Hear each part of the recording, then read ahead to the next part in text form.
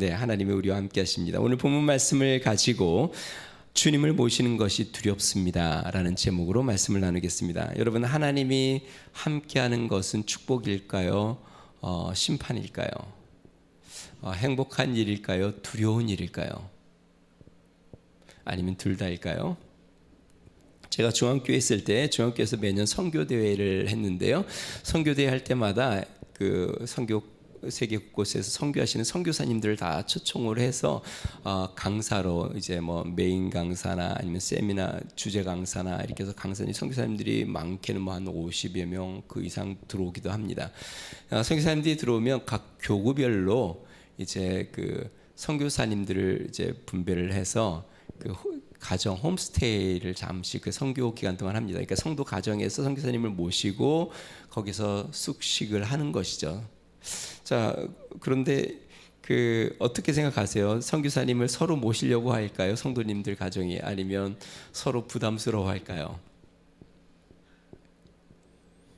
만약에 우리 교회에 선교사님이 한 분이 오셨어요. 한 일주일 동안 저희 교회에서 이제 뭐 선교 나눔도 하고 기도회도 하고 선교사님을 모시는데 우리 성도님 가정 중에서 한 가정에 머무셔야 된다고 하면 여러분들은 어떨 것 같아요?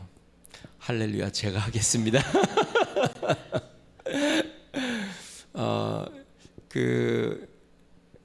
개중에 선교사님을 모시고 또 그분을 섬기는 것을 굉장히 영광스럽고 기쁘고 축복된 일로 알고 모시는 분들이 계십니다. 그런데 대부분은 굉장히 부담스러워하고 또 이렇게 서로 눈치를 보고 그런 경우들이 많습니다. 자, 오늘 본문은 하나님의 언약궤가 블레셋으로 옮겨가서 일어난 일에 대한 내용입니다.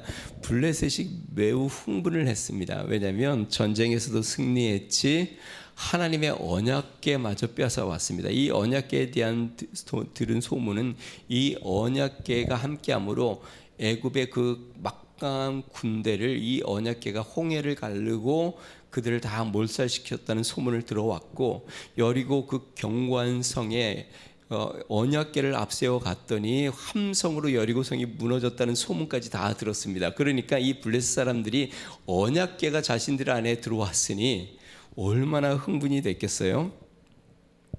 자, 그런데 몇 날이 지나지 않아 이 블레셋이 난리가 났습니다.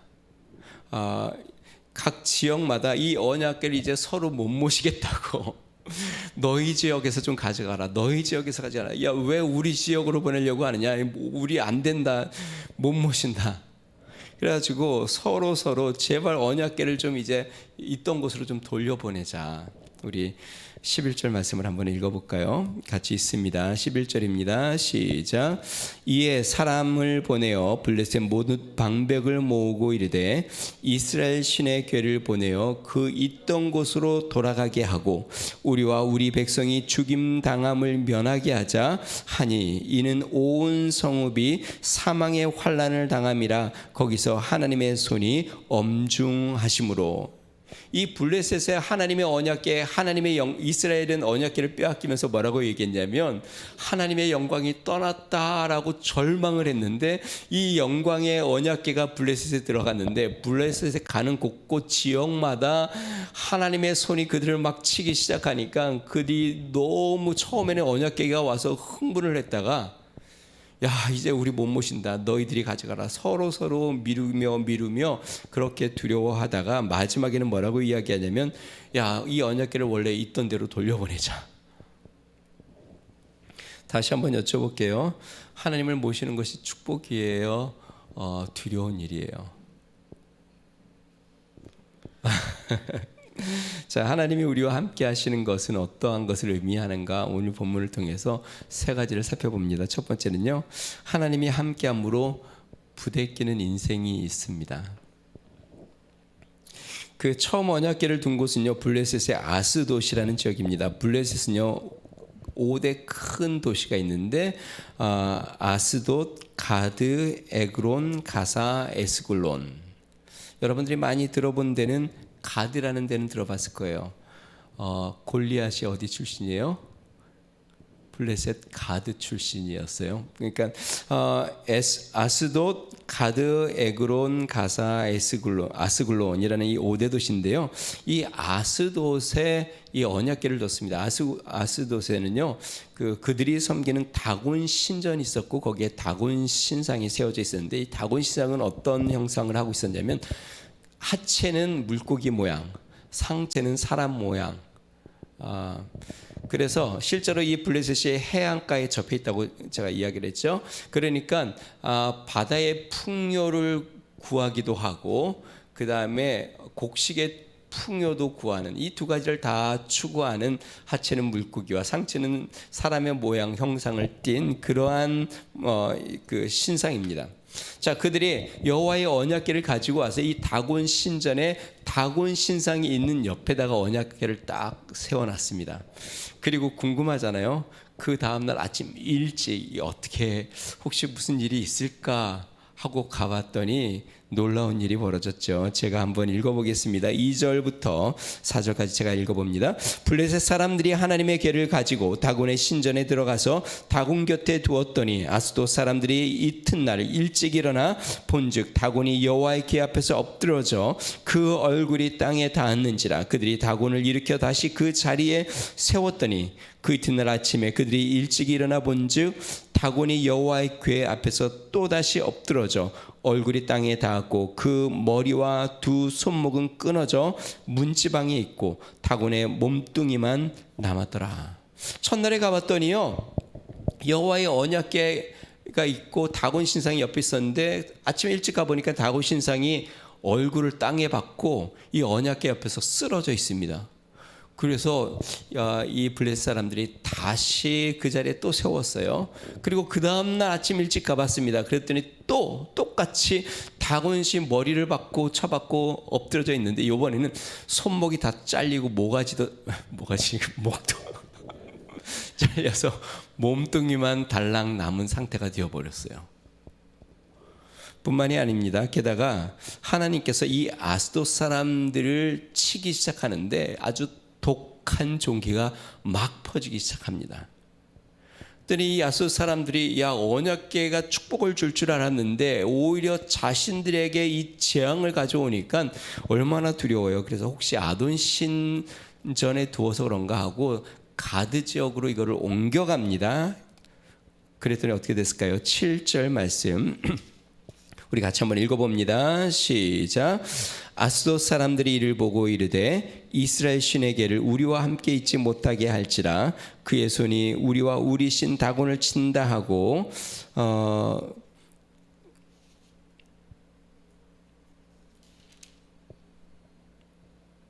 네.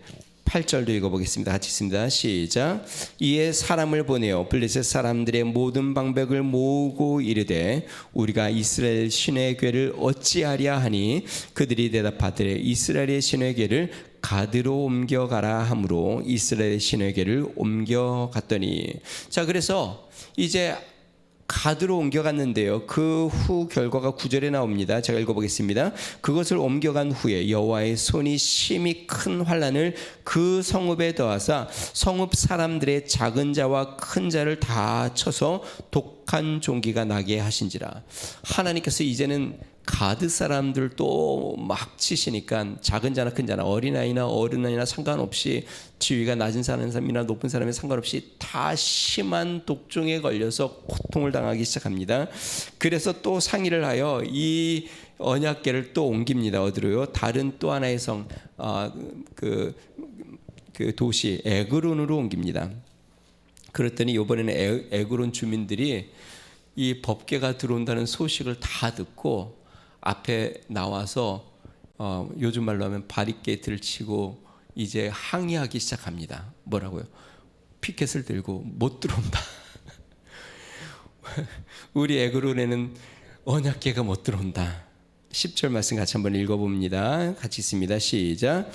이에 그들이 하나님의 궤를 에그론으로 보내니라. 하나님의 궤가 에그론에 이른즉 에그론 사람이 부르짖어 이르되 그들이 이스라엘 신의 궤를 우리에게로 가져다가 우리와 우리 백성을 죽이려 한다 하고 11절에 이렇게 이야기합니다. 이에 사람을 보내어 블레셋 모든 방백을 모으고 이르되 이스라엘 신의 궤를 보내어 그 있던 곳으로 돌아가게 하고 우리와 우리 백성이 죽임을 당함을 면하게 하자 하니 이는 온 성읍이 사망의 환난을 당함이라. 거기서 하나님의 손이 엄중하심으로. 그러니까 가는 곳곳마다 하나님의 손이 그들을 막 치기 시작하니까 그들이 막 죽는 사람도 생기고 아주 악한 그 종기로 그들이 고통을 당하고 고난을 당하는 겁니다. 다시 이야기하면 그들이 하나님의 언약궤를 모시기 시작하면서부터 굉장히 부대끼기 시작합니다. 여러분, 부대끼다. 제가 부대끼다는 단어를 썼는데요. 부대끼다는 뜻은 무엇이냐면 서로 접촉하여 부딪히다. 그러니까 그들이 세운 다곤 신과 하나님의 언약궤가 서로 부딪혀가지고 자꾸 부딪히는 것이에요. 그래서 하나님이 다곤 신상을 자꾸 넘어뜨리고 그 다음에 손과 발목을 막 끊어버리는 겁니다. 뿐만 아니라 다곤을 섬기는 이 블레셋 사람들을 가는 곳곳마다 하나님이 막 치기 시작하십니다. 종종 교회를 다니기 시작하면서 삶이 부대낌을 느끼는 분들이 좀 계십니다. 교회를 다니지 않을 때는 별 문제가 없어 보였는데 교회를 다니시면서 삶의 어려움 아니면 힘든 일들을 자꾸 경험을 하는 것이죠.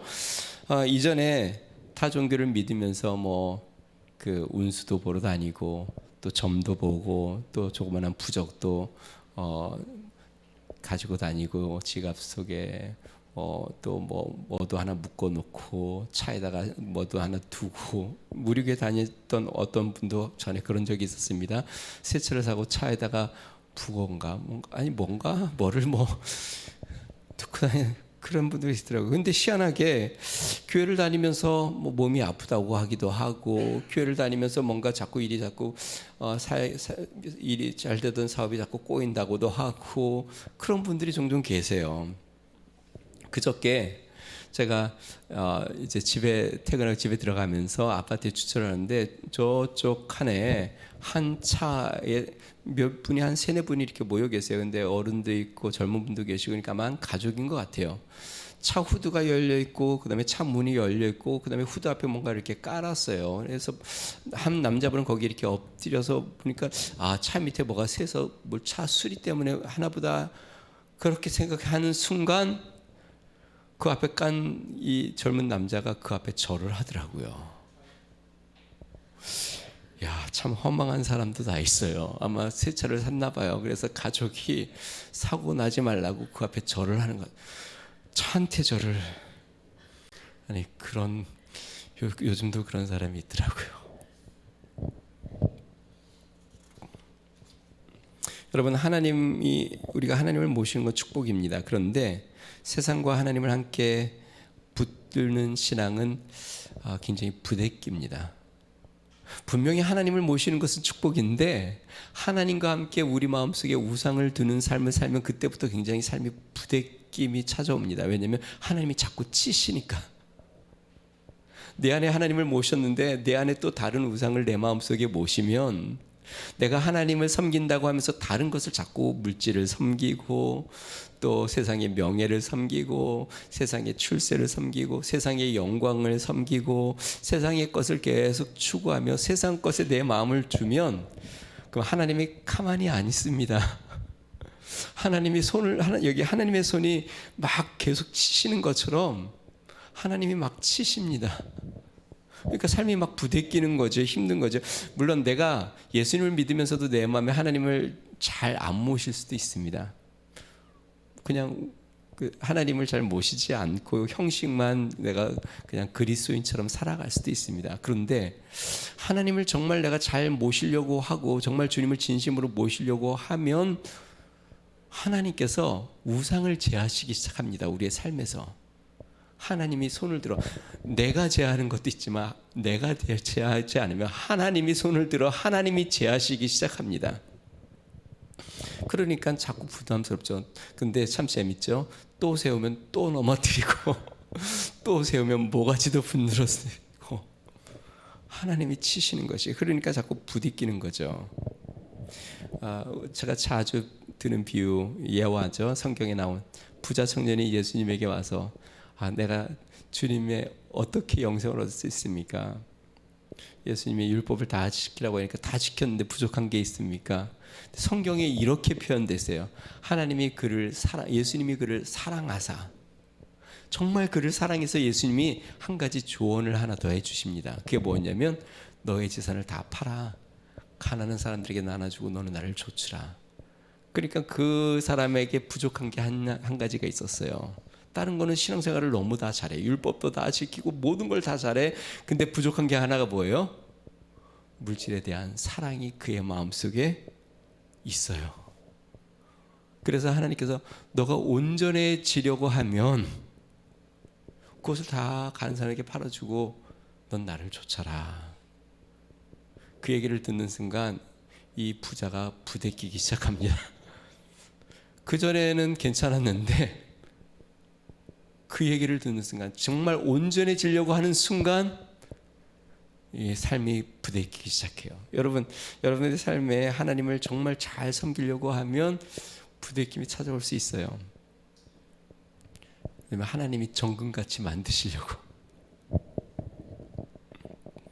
근데 제가 오늘 이 본문 말씀을 보면서 이런 생각을 해봤습니다. 블레셋이 하나님께서 다곤 신상을 쳤을 때 언약궤를 옮기는 게 아니라 다곤 신상을 옮기고 언약궤 안에 하나님을 섬겼으면 어떻게 됐을까? 가는 곳곳마다 자꾸 언약궤를 옮기지 않고 그 언약궤를 바르게 섬겼으면 그 지역들이 축복을 받을 때, 이제 이후 6장에서 보면요, 언약궤를 다시 돌려보내는 장면이 있는데요, 언약궤가 머무는 곳에 하나님의 축복이 임하기 시작합니다. 그러니까 하나님의 언약궤는 바르게 섬기면 축복인데 우상과 함께 섬기면 하나님이 치시는 손이 나타나기 시작해요.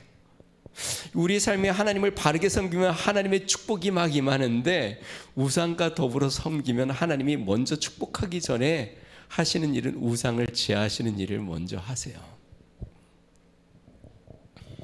그래서 생각해 보는 겁니다. 만약에 블레셋이 하나님의 언약궤를 옮기는 게 아니라 다곤 신상을 옮기고 하나님을 온전히 섬겼으면 그들도 하나님을 섬기는 민족이 되었을 것이고 하나님이 지키는 민족이 됐을 것이고 하나님의 축복이 임하는 민족이 되었을 텐데, 성도들 여러분, 혹시 하나님을 섬기면서 부딪히지 않으세요? 우리가 분명히 할 수 있는 것은 하나님과 세상을 겸하여 섬기면 계속 부딪히는 신앙생활이 된다는 것을 기억해야 합니다. 순전하게 하나님만 섬기면 우리의 삶이 얼마나 기쁘고 행복한지 깨닫게 됩니다. 순전하게 하나님을 섬기면 하나님이 우리의 삶에 놀라운 은혜와 복을, 축복을 주시는 것을 발견하게 됩니다. 그래서 오늘 이 본문 말씀을 통하여 우리가 교훈을 받아야 합니다. 하나님과 우상을 같이 겸하여 내 마음속에 둘 수 없구나.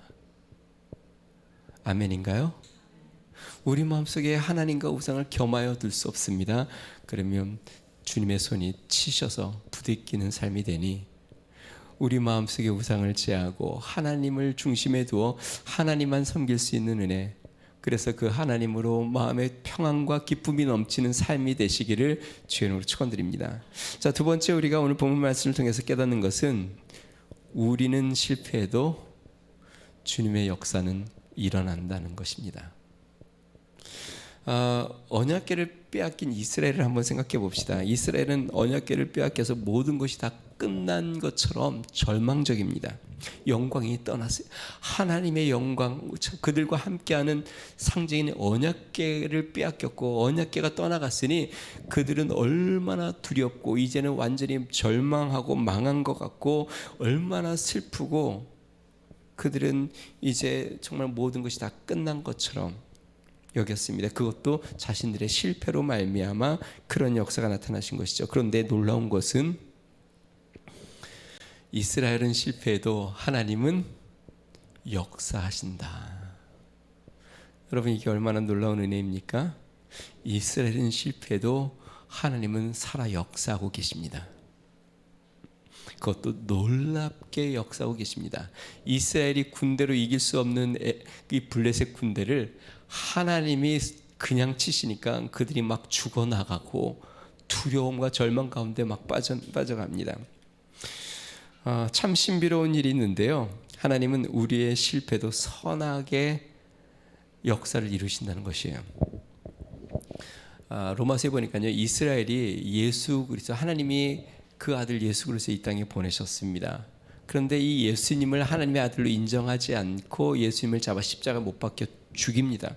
다시 이야기하면 이스라엘의 영적 무지와 실패입니다. 자, 그런데 하나님은 이 이스라엘의 실패를 어떻게 사용했을까요? 이로 말미암아 복음의 영광이 이스라엘에서 떠나서 이방에 증거되기 시작합니다. 이 사무엘서랑 비슷하죠? 이스라엘이 타락하니까 하나님의 영광이 이스라엘에서 떠나서 어디로, 지금 블레셋에서 하나님의 위엄을 막 나타내기 시작하죠. 사도 바울이 이렇게 이야기합니다. 사도행전 11장 11절 12절. 그러므로 내가 말하노니 그들이 넘어지기까지 실족하였느냐? 그럴 수 없느니라. 여기서 그들은 이스라엘입니다. 그들이 넘어짐으로, 이스라엘이 넘어짐으로 구원이 이방인에게 이르러 이스라엘로 식인하게 함이니라. 그들이 넘어짐이 세상의 풍성함이 되며 그들의 실패가 이방인의 풍성함이 되거든 하물며 그들의 충만함이리요. 다시 이야기하면 이스라엘이 넘어져서 이스라엘의 실패로 말미암아 이방인들이 하나님의 영광으로 풍성해졌다. 주의 복음으로 풍성해졌다. 여러분, 이게 하나님의 능력입니다. 분명히 이스라엘이 실패를 했습니다. 그런데 하나님은 이거를 통하여 어떻게 해요? 이 영광을 이스라엘에서 들어서 이방 가운데 증거하기 시작하여 이방의 복음의 빛이 크게 비춰져 이방 가운데 복음이 풍성해져서 지금 우리도 예수 그리스도의 복음을 들어 하나님 앞에 이렇게 예배하고 있는 거 아닙니까? 여러분, 우리는 굉장히 우리 신앙이 자기 중심적이에요. 내가 실패하면 다 끝나는 것 같고, 내가 제대로 믿음 생활을 못하면 하나님의 역사는 다 끝나는 것 같고, 내가 제대로 우리 교회가 또 내가 뭔가 역사를 또 하나님 앞에 바르지 못하면, 실패를 거듭하면 하나님의 나라는 다 망하는 것 같고 아무 역사도 또 없는 것 같은데, 그것은 착각입니다. 제가 목회를 하면서 항상 제가 잘못된 마음인데 무거운 짐을 지는 것 같은 느낌이 늘 들었는데, 그게 무엇이었냐면, 교회를 책임지는 목회자로서 제가 항상 실패를 하는 저의 모습을 자꾸 보는 것이에요. 세상의 유혹에 넘어지고, 또 세상 욕심에 마음이 빼앗기고, 또 세상 염려와 근심 가운데 또 두려워하고 또 넘어지고, 그러면서 제가 마음속에 이런 기도가 돼요. 하나님, 정말 이렇게 부족하고 실패만 하는 제가 이 교회를 어떻게 이끌어갈 수 있을까요? 이게 제가 어리석은 거죠. 제가 실패한다고 교회가 실패할까요? 제가 실패하면 하나님은 우리 교회에서 역사를 하지 않을까요? 제가 넘어진다고 해서 하나님이 우리 교회 주의 역사가 다 끝장이 나고 하나님의 능력은 나타나지 않고 주님의 손길이 떠나버리는 걸까요? 그러지가 않습니다. 아마 부모님들은 그런 부담들이 있을 거예요. 자녀들을 보면서 우리 자녀들이 신앙생활을 잘해야 될 텐데, 또 저도 마찬가지지만 부모로서는 항상 성이 안 차잖아요. 우리 자녀들이 더 깊이 하나님을 만났으면, 교회에서 여러 가지 봉사와 헌신도 하고 정말 믿음에 굳게 섰으면 좋겠는데, 근데 이렇게 자녀들은 부모 마음에는 그렇게 이렇게 참 믿음 가운데 이렇게 잘 서 있는 것 같지 않은 마음들이 들 때가 있어요. 그때마다 정죄감이 좀 찾아와요. 우리 부모가 신앙의 본을 제대로 보이지 못해서 그런가. 우리가 믿음으로 제대로 못 살아서 우리 자녀들에게 그런 본을 보이지 못한 것이 때문에 그런가? 물론 그런 것도 있을 것 같기는 해요. 그런데 여러분, 우리가 너무 부담을 짊어지지 않아도 될 것 같아요. 부모의 실패가 자녀의 삶에서 역사는 하나님의 역사를 막을 수 없다는 믿음을 우리가 가져야 합니다. 부모의 연약함이나 부족함이 그들의 삶 가운데 역사하시는 하나님의 능력을 막을 수 없다는 믿음. 불신자 가정에서도 목회자가 나오고 선교사가 나오고, 그러니까 물론 부모가 기도해야 합니다. 부모가 바른 믿음의 본을 보여야 합니다. 그러나 부모가 부족하다고 하나님께서 역사하지 못하시는 것은 절대로 아닙니다. 분명 언약궤를 뺏긴 사건은 이스라엘의 매우 두려운 사건입니다.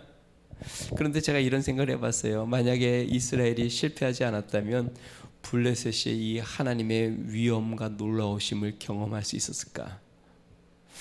이스라엘이 실패함으로 말미암아 그 언약궤가 블레셋에 가서 그들에게 하나님의 영광을 나타내는 기회가 되었고, 그들이 하나님을 경험하는 기회가 되었어요. 물론 그들은 하나님을 바르게 섬기지는 않았지만 안타깝게도 결국 하나님은 우리의 실패 가운데도 능력으로 역사하시는 분이십니다. 세 번째로 우리가 기억해야 될 것은 하나님은 우리의 실패를 영적 성장의 도구로 사용하신다는 것입니다. 여러분 어떻게 생각하세요? 승리를 통해서 배우고 성장하는 게 많을까요? 실패를 통해서 배우고 성장하는 게 많을까요? 실패를 통해서 배우고 성장하는 게 많습니다. 사실 승리는 수많은 실패를 통해서 배우고 성장하여 얻은 결과물이 승리입니다.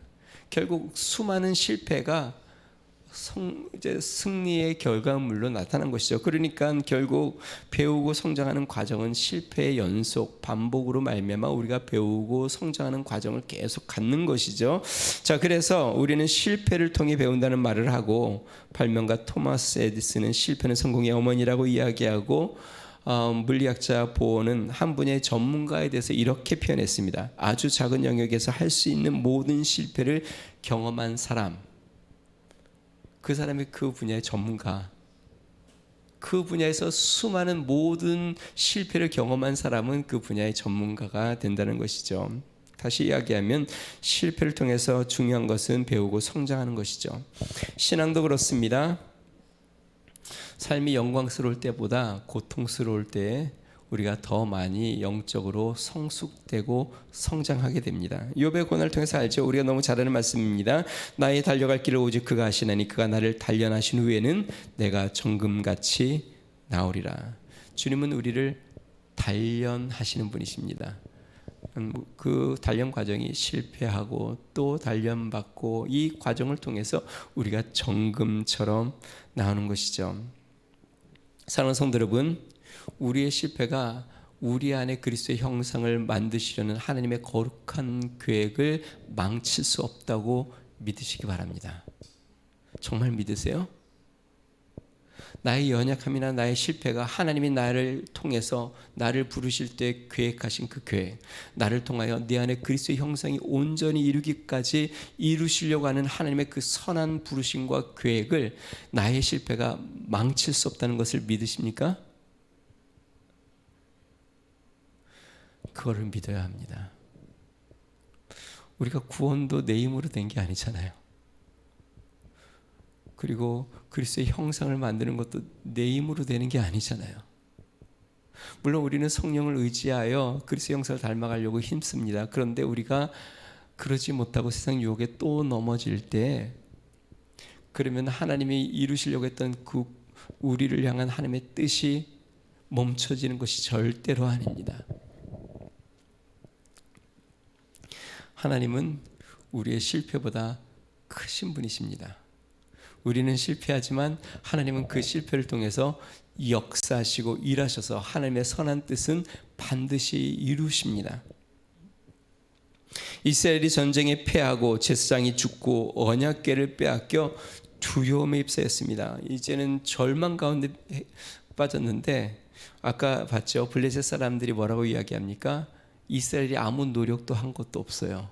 그냥 절망 가운데 빠져 두려움 가운데 하나님 앞에 아마 회개 기도하고 있었을 것 같아요. 그랬더니 블레셋 사람들이 이렇게 이야기합니다. 이 언약궤를 있던 곳으로 빨리 돌려보내자. 이스라엘이 한 게 하나도 없습니다. 그런데 하나님은 역사하고 계세요. 사도 바울이 고린도 교회에 이 심각한 영적인 문제가 생겼다는 이야기를 들었습니다. 그런데 문제가 한두 가지가 아닙니다. 교회 내에 당파 싸움이 생겼고, 교인들끼리 서로 고소하고, 근친상간의 문제가 생겼고, 우상 숭배 문제가 생겼고, 진짜 뭐 있을 수 있는 모든 문제가 교회 안에 그냥 다 있는 그런 교회. 사도 바울이 고린도전서 편지를 통해서 그들을 얼마나 꾸짖고 책망을 했는지, 그 아주 심한 죄를 지은 사람은 그냥 교회 밖으로 내가 쫓아라 할 정도로 그렇게 아주 엄하게 편지를 보냈습니다. 그렇게 편지를 보내고 나서 이 사도 바울이 좀 지나고 나니까 마음이 걱정이 되는 거예요. 혹시 그들이 시험에 들진 않았을까? 그들이 너무 큰 상처를 받았지 않았을까? 하고 사도 바울이 마음이 너무 이렇게 신경이 쓰이고 두려운 거예요. 부담스러운 거예요. 그런데 제자 디도를 통해서 그들이 그 편지를 받은 후에 지금 어떤지에 대한 소식을 들었는데, 그 소식이 무엇이었냐면 그들이 바울의 이 서신을 보고 크게 회개하고 또 돌이키려고 하고 있다는 소식을 들었어요. 사도 바울이 그것을 듣고서 얼마나 기뻤는지 다시 고린도후서에서 이렇게 적고 있습니다. 제가 읽어보겠습니다. 고린도후서 7장 8절에서 12절, 11절인데 좀 긴데 제가 읽어보겠습니다. 그러므로 내가 편지로 너희를 근심하게 한 것을 후회하였으나 지금은 후회하지 아니함은 그 편지가 너희로 잠시만 근심하게 한 줄을 알미라. 내가 지금 기뻐함은 너희로 근심하게 한 까닭이 아니요 도리어 너희가 근심함으로 회개함에 이른 까닭이라. 너희가 하나님의 뜻대로 근심하게 된 것은 우리에게서 아무 해도 받지 않게 하려 함이라. 하나님의 뜻대로 하는 근심은 후회할 것이 없는 구원에 이르게 하는 회개를 이루는 것이요 세상 근심은 사망을 이루는 것이니라. 그 다음에 잘 들어보세요. 보라, 하나님의 뜻대로 하게 한 이 근심이 너희로 얼마나 간절하게 하며 얼마나 변명하게 하며 얼마나 분하게 하며 얼마나 두렵게 하며 얼마나 사모하게 하며 얼마나 열심 있게 하며 얼마나 벌하게 하였는가. 너희가 저 일에 대하여 일절 너희 자신의 깨끗함을 나타내느니라.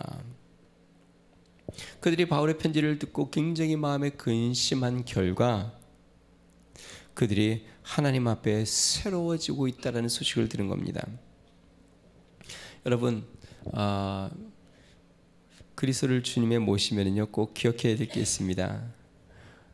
우리가 실패를 하면 우리 안에 성령님이 역사하신다는 것을 기억해야 합니다. 성령님께서 우리의 실패를 통해서 우리로 간절하게 만드십니다. 성령님께서 우리의 실패로 말미암아 우리의 영적 패배를 분하게 만드십니다.